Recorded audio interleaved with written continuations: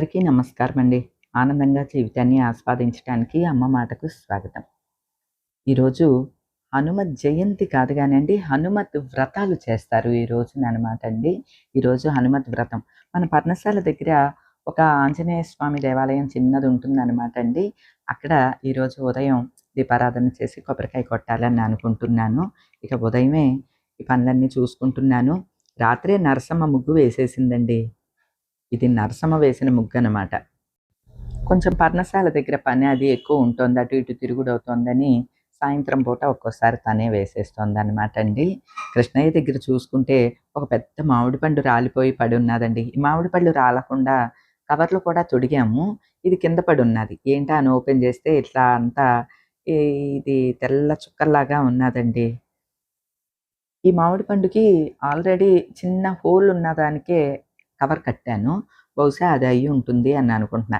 ఏవండీ చెట్టు నిండా ఎన్ని కాయలున్నా సరే అండి, ఒక్క కాయ రాలిపడినా సరే మనకి ప్రాణం గిజగిజలాడతది కదా!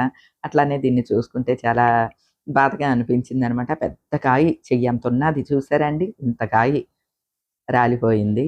సరే ఇగోండి ఇక చిలకలన్నీ సందడి సందడి చేస్తున్నాయి. పైకెక్కి వాటికి ఆహారం వేసి మిగతా పనులు చూసుకోవాలండి.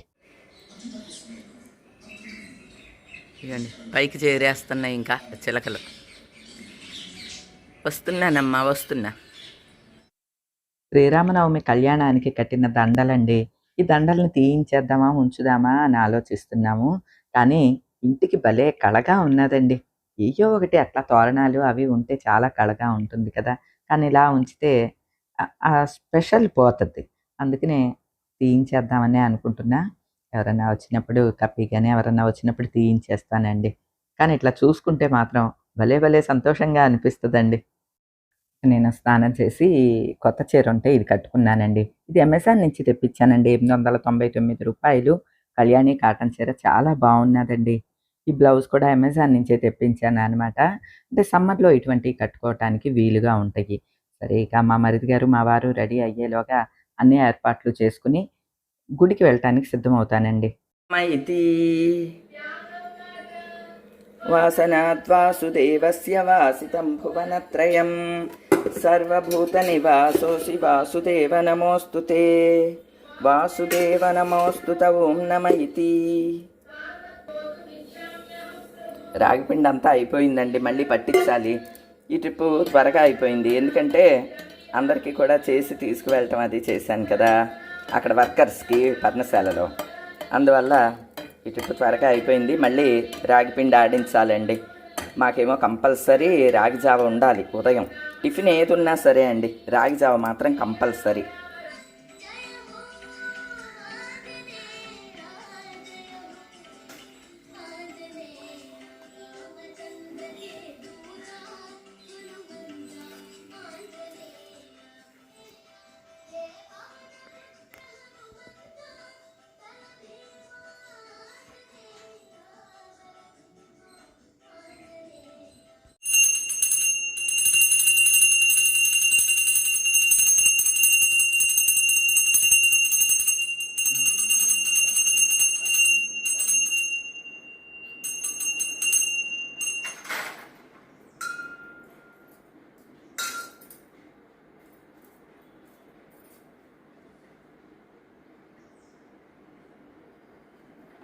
ఓకే ఉన్నాక ఈ కూడా తీసుకువెళ్దామండి అక్కడ గుడికి. ఈ కూడా తీసుకుని వెళ్ళి స్వామికి సేవ చేద్దాం అక్కడ.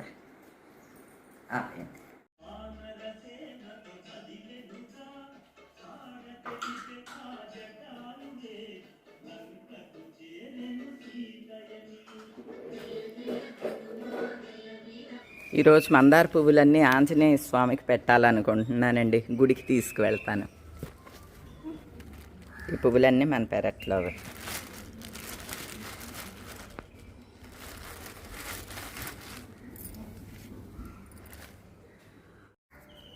స్వామికి తమలపాకులు కూడా మన పెరట్లో వేయండి. మన పెరట్లో ఇగోండి తమలపాకులు తీగ ఉంటుంది కదా, దీని నుంచే పెద్ద పెద్ద తమలపాకులు ఉంటాయి. ఇగోండి. అయ్య తండ్రి వెళ్ళొస్తాను నాయనా. ఏం బాబు, ఇదిగోండి బయలుదేరిపోయాము పర్ణశాల దగ్గరికి. మా వారు కూడా ఇవాళ కొంచెం లేట్ అయింది, ఆయన కూడా బయలుదేరడం. అంటే తాళాలు వర్కర్స్ దగ్గరే ఉంటున్నాయి. సో మార్నింగే వచ్చి వాళ్ళు తాళం తీసుకుని పనులు ప్రారంభించేసేస్తారండి. ముగ్గురం ఒకేసారి బయలుదేరటం అంటే కొంచెం లేటే అవుతుంది.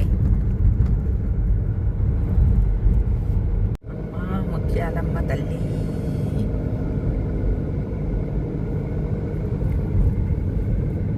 మా వారు ఏదో ఆలోచిస్తున్నట్టున్నారు, లేకపోతే పాట పాడేస్తారు ఇప్పుడు. ఇదిగోండి మన ఆంజనేయ స్వామి గుడికి వచ్చాము. ఇక్కడే ఆపాలి మరి.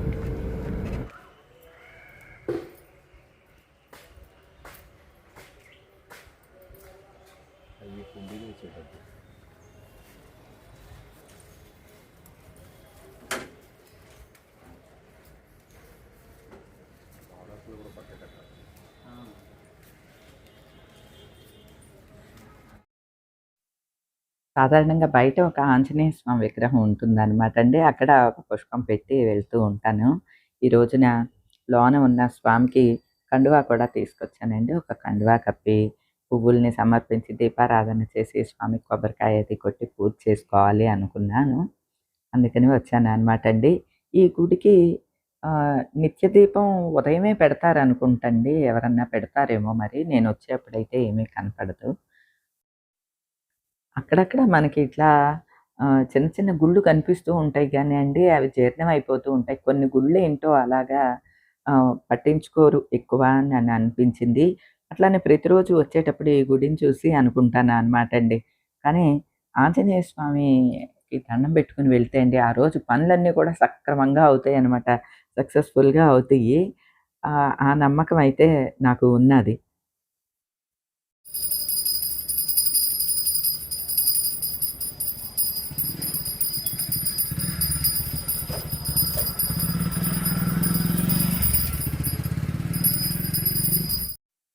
భక్తి అంటేనే అచంచలమైన విశ్వాసం, నమ్మకం అంటారండి. ఆ నమ్మకమే భక్తి అండి. ఇలా ఇంత చక్కని గుడి కాలువ గట్టునే ఉంటుంది. ఎందుకు అంత పట్టించుకోవట్లేదో నాకైతే అర్థం కాదు. అసలు గుళ్ళు కట్టించటం అనేది, గుడికి ఏదన్నా సేవ చేయటం అనేది చాలా గొప్ప విషయం అండి. అటువంటి అవకాశం ఉంటే గనక ఎవ్వరూ వదులుకోవద్దండి. మనకి ఒక 10 అడుగుల దూరంలోనే చక్కగా ఆంజనేయ స్వామి దేవాలయం ఉంటుందనమాట.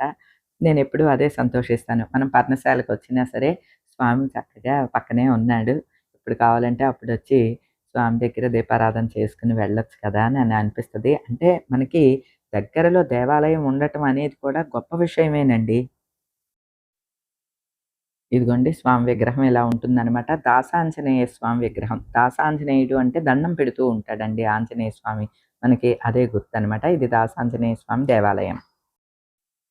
ఇక చక్కగా స్వామికి మనస్ఫూర్తిగా దీపారాధన చేసుకొని, కొబ్బరికాయ కొట్టుకొని, హారతిచ్చి, స్వామికి కైంకర్యాలు చేసుకొని, ఇక బయలుదేరామండి మన పర్ణశాల దగ్గరికి. అయితే దీనికి మళ్ళీ తాళం వేసేసి, ఈ తాళం పక్కనే ఒక ఇల్లున్నది. వారి దగ్గరే ఉంటుందనమాట. అక్కడి నుంచే తెచ్చుకున్నాము తాళము. మళ్ళీ వారికి తాళం ఇచ్చేయటానికి వెళ్ళాననమాట అండి. ఇగోండి ఈ పక్కనే ఉంటుందనమాట.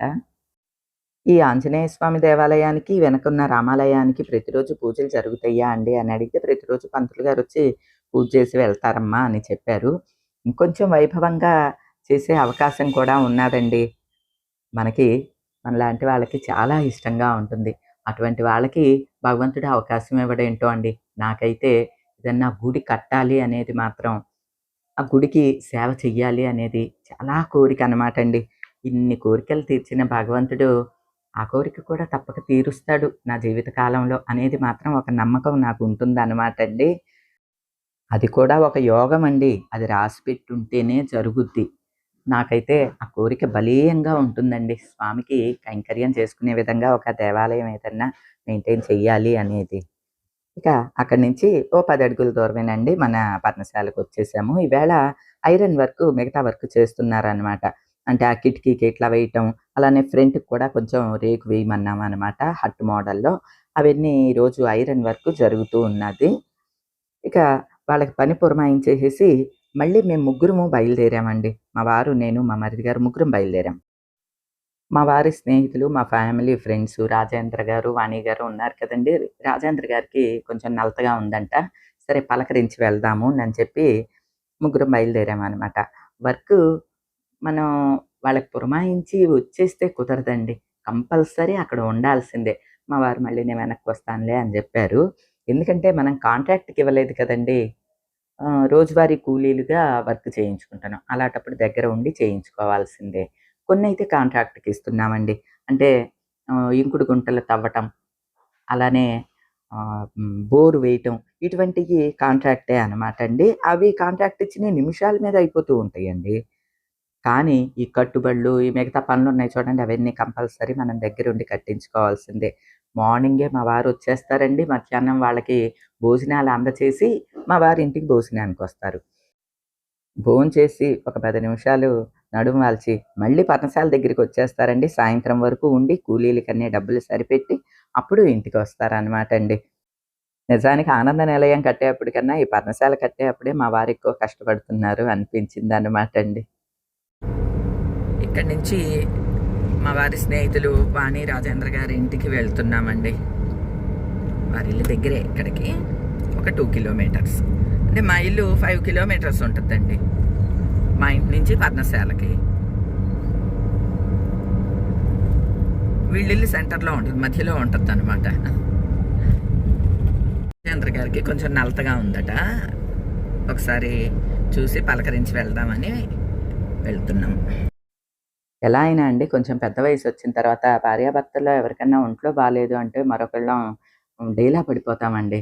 ఇప్పుడు వాణి గారు అలానే బాగా ఆమె టెన్షన్ పడిపోతున్నారు అని చెప్పి వెళ్ళి కొద్దిసేపు వారితో మాట్లాడి ధైర్యం చెప్పి బయలుదేరామనమాటండి. ఏవండీ భగవంతుడు మనకి ఒక మంచి వాక్కుని ప్రసాదించాడు. దాంతో ఆ వాక్కుతో ఎదుటి వాళ్ళకి ఎనర్జీనివ్వగలగటం అనేది కూడా ఒక అదృష్టం, ఒక మంచి విషయం అనే అనుకుంటానండి నేను. మన పెద్దలు ఎదుటి వాళ్ళకి కొంచెం ధైర్యంగా 4 మాటలు చెప్పడానికి, పలకరింపుకని వెళ్ళేవాళ్ళం కదండీ! అదే పాజిటివిటీని స్ప్రెడ్ చేయటం అండి. ఇప్పుడు ఈ మాట ఎక్కువగానే వింటూ ఉన్నాం కదండీ!